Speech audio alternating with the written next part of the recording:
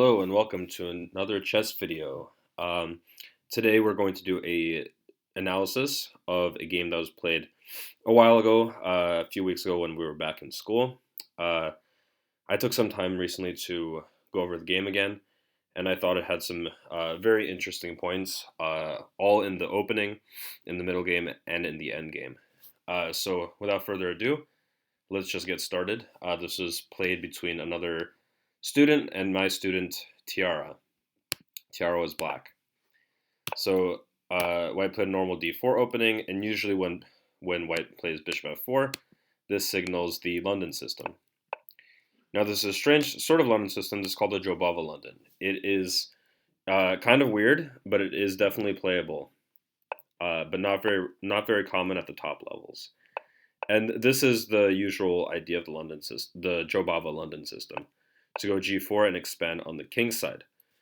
This is very double-edged because white does gain a lot of space with his pawns, but he's also breaking an opening principle by moving too many pawns in the opening. So he's not developing his pieces, and he's also opening up his king side, and these pawns might be weaknesses later. But so far, both sides play pretty well, and this is the first moment where bishop f5 is a mistake. There's no reason to move this bishop twice. It's not really attacked, and I'm not sure what bishop f5 did. I'm not sure if it was preventing bishop h3, because bishop h3 or knight h3 could have been played anyway. The more normal response is to break in the center with pawn c5, and you should develop your pieces. By the way, you want to normally play knight c6, knight c6, and pressure the d4 pawn. But white plays knight b5, threatening a little fork. You defend against that. And by the way, this sort of setup is very common in the Jobava London. The knight goes to a6 in a lot of lines. And this is just a normal way that the game can proceed. And black is by no means worse. White has definitely gained space on the king side, but it's not clear that white has anything here. So I think it's about equal.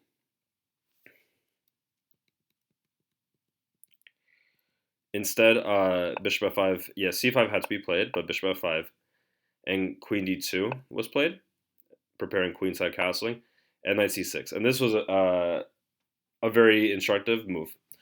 Knight c6 is not the most critical move. In fact, it's a very bad mistake, because now black will not have any pawn breaks to attack white center. So he can't attack white center with either pawn c5 or pawn e5 or pawn c5. And if he can't attack the center with his pawns, it means white will have an unchallenged pawn center. And so after knight c6, this becomes very hard. Instead, if you're going to play knight c6, you should play c5 and then knight c6 afterwards. And this is a rule in most common d4 pawn openings. So this is what happened. White played bishop d3. I drew some arrows to point out that this bishop moved 4 times. It moved to bishop f5, then it moved to bishop g6, then moved back to f5, and then it took on d3. And this bishop only moved 1 time. So we basically gave white 3 free moves. And those 3 free moves were 1, 2, 3, and then he got a 4th one here. So basically, by wasting all these tempo with our black bishop, we've justified white's use of time in getting this space on the king side. He got that space for free, which means that white should have an advantage in this position. But okay, we continue playing, and queen d7. Another idea was knight c4. I thought that was where the knight was going, to attack b2, but that might come later. g6 is an interesting move. Of course, if takes, queen takes. Well, I'm not. Yeah, well, I was about to say I'm not so sure if this is so bad, but it clearly is. You have to move your king, which is terrible, because if you go here, we will trade, and thank you very much for the pawn on c7. So another idea was pawn f6, a little more conservative and preparing the break in the center. So play could have continued castles, castles. White breaks with e4 to stop black. We trade some pieces.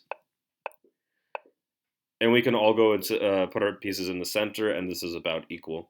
Although I do like white's spatial presence, but white should not be better. No side has any clear weaknesses.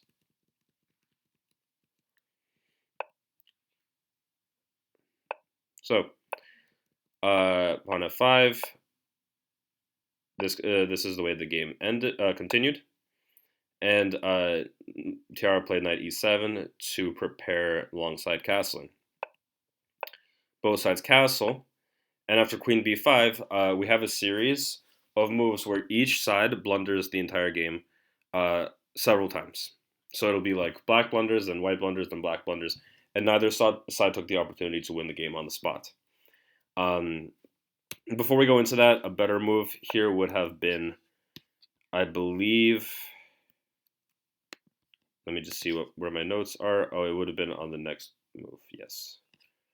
I believe knight b5 here was given, and the game could have continued with a6, c3, not moving the knight back, takes.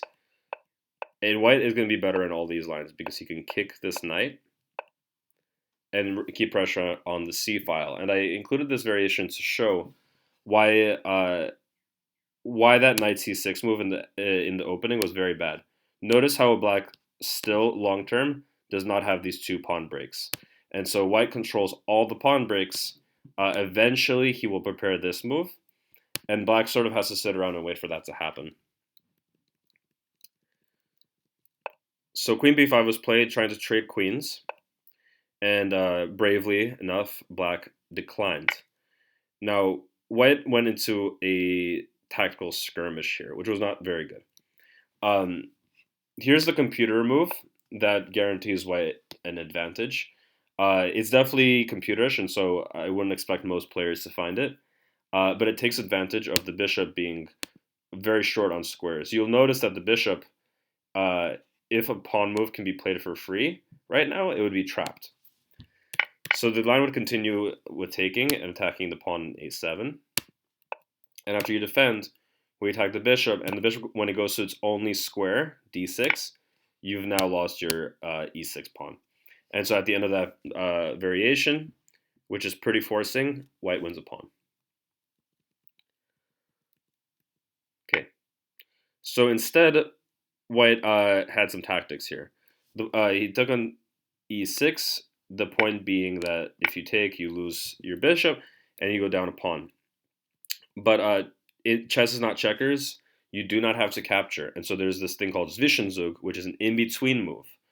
I will let you pause the video or just follow along and see if you can find it yourself. If black finds this move, black is absolutely winning on the spot. Unfortunately, in the game, black did not find the move. So I gave you some time to pause the video. I'm about to say the answer, so pause again if you do not want to hear the answer.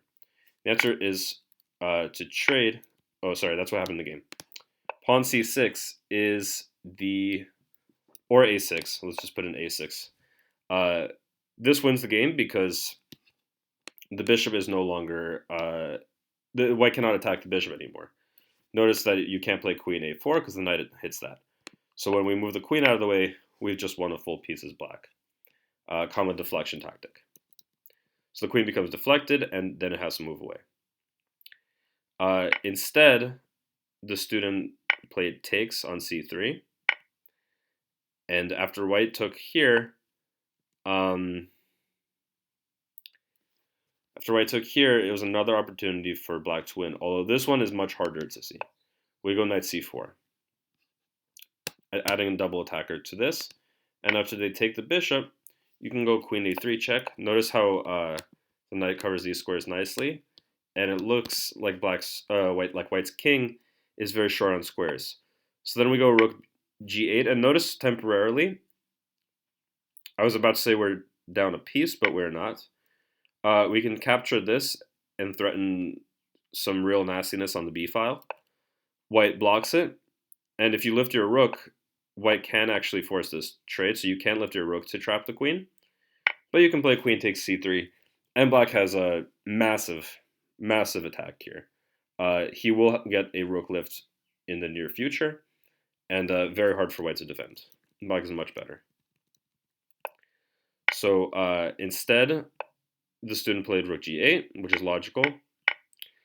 But black ends up worse after this series of trades. That's an interesting move. If the queen moves out of the way, we have mate on b2. So we have a trade of queens. But at the end of all the trades, white is left with this powerful g-pawn. And the g-pawn will ensure white a pretty much winning position if white does not make any mistakes. And so white got into this position where he had to find one critical move, and he would have won the game. This one is actually hard to find, and I hope... Okay, it's not there. This one is kind of hard to find. I would say it's one of the harder moves to find in the whole video. The student played knight takes e7, which does not make the cut. But I challenge you to pause the video and think for yourself, what would you play in this position as white? How would you win the game? And just as a little hint, if you would like one, it has to do with removing the blockader on g8. It's about infiltrating and removing that defender. And so the move, I hope that some of you were able to find it, is rook h6. Now it looks funny because your knight is hanging for a moment. But of course, if black takes, he's just lost the exchange, and rook h8 is coming in the very near future. Also rook g5. Probably rook g5 first. So let's go back. Rook h6.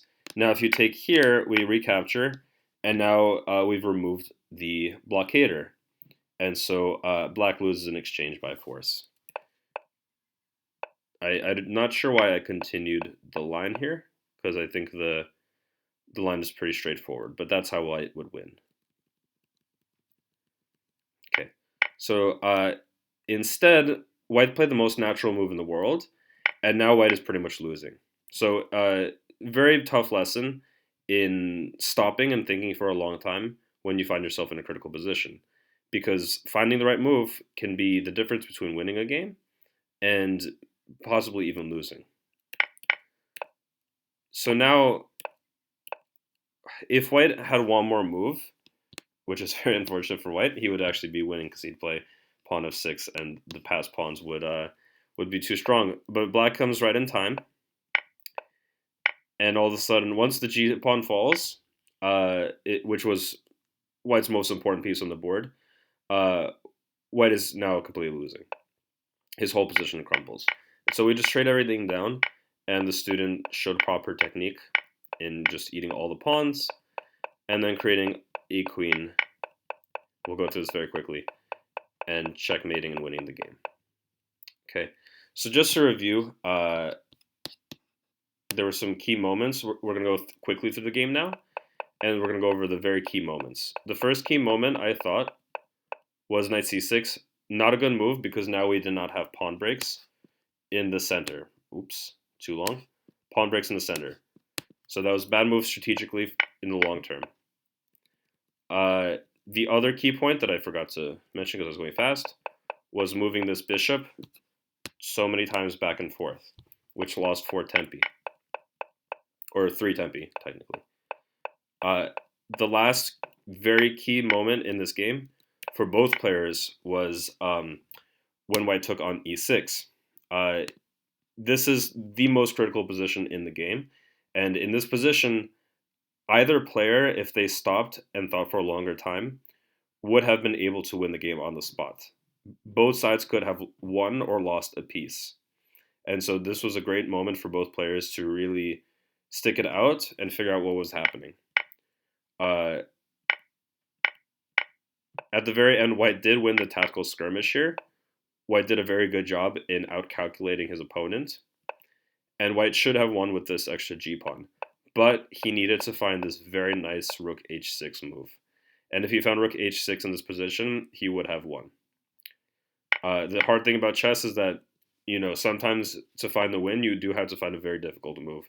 And if you don't find it, things can just collapse. And so black was just right on time, won the g-pawn, and won the game. I hope you enjoyed watching this video. and I will see you next time. Thanks. Bye.